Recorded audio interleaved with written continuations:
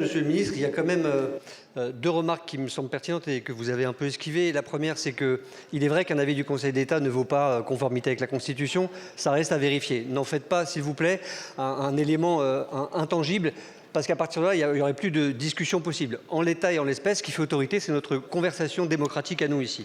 Le deuxième point, c'est que, oui, il y a, je le répète, je ne dis pas que c'est votre intention personnelle, on en a déjà eu la discussion, mais il y a une vision doloriste de la peine dans ce sens où tant de privations, normalement,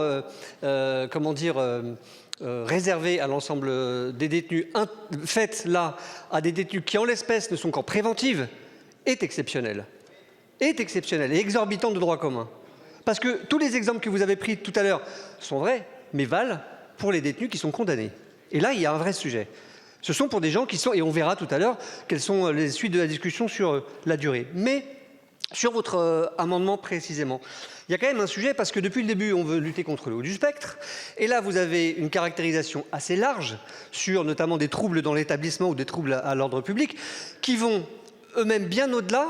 Oui, mais je préfère l'introduire là, qui vont bien au-delà de l'inspiration italienne que vous invoquez, notamment de son régime 41 bis, puisque même en Italie, seuls les éléments matériels qui attestent de liens avérés avec une organisation criminelle encore en activité à l'extérieur, dont il serait ou elle serait le chef, sont avérés.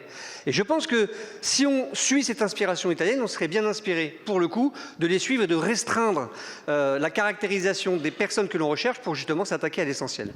Si, Madame Carrois.